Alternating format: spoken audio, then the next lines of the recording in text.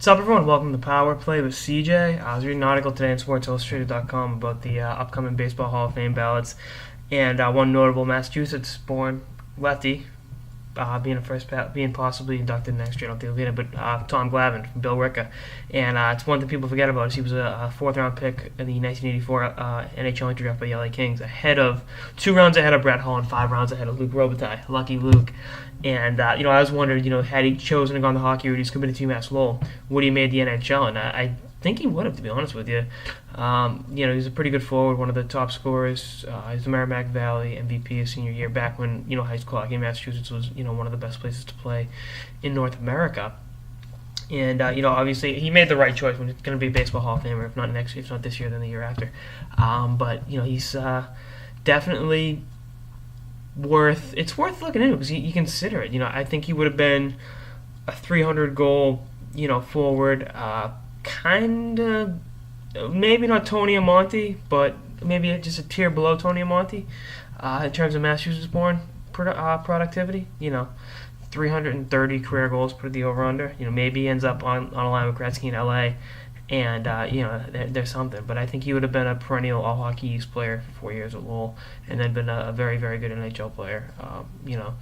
But it's pretty cool to think. I mean, because he obviously went with the big bucks, and he was a second-round pick in the MLB draft by Atlanta, and he was a big proponent keeping the Thrashers in Atlanta, which is something that really a lost cause, but he was there for him, and I think he's coaching his son's baseball and hockey teams in Georgia right now, which is good. He stayed in the Georgia area, which is a testament to his loyalty to that neck of the woods. But maybe at the end of his career he ends up playing for the Atlanta Thrashers. That would have been pretty cool. Him and Ray Ferraro. That would have been an intriguing thing. If you think about the New York Islanders, because I consider the Mets on par with the Islanders in terms of like JV New York sports. So at the end of his career, spent some time with the Islanders and the Atlanta Thrashers too. So he got to spend time in the New York JV team like he did with the Mets and Atlanta. So I mean, it's pretty cool. There are very, very, very, very few two-sport athletes anymore. And actually, I'll probably do a few more pieces like this because James Laurinaitis from the St. Louis Rams was a pretty good high school hockey player in Minnesota. J.J. Watt played. I don't know how good. I mean, just massive. I wouldn't want to try to tournaments that out, but Glavine's the one I think legitimately could have made the NHL and been an impact player for a number of years. Maybe it would have been a probably better version of Tony Fitzgerald. It's from the same area north of Boston, but I like seeing two-sport athletes, especially in hockey. There's a few of them. Was a Carpenter for St. Louis, he was a pretty good high school hockey player.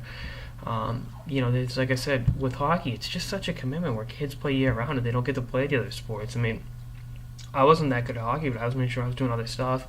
Because you do the same thing over and over again. It's repetitive, and you burn out. But it's good to see, like I said, guys like Glavine, Laurinaitis, guys like that. There's no Bo Jacksons with hockey or Deion Sanders. That'd be pretty sweet if he was like pitching a pennant game for the Braves and then flying in to play on a line with Gretzky the next night. That'd be like Deion Sanders did with the Atlanta Falcons, and what else did he play? Oh, the Yankees. But anyway, that's the next episode of the Power Play with CJ on I think about the Braves too, Sanders, on if Tommy Glavine chose hockey. Stay tuned for more episodes throughout the season and beyond. Later, guys.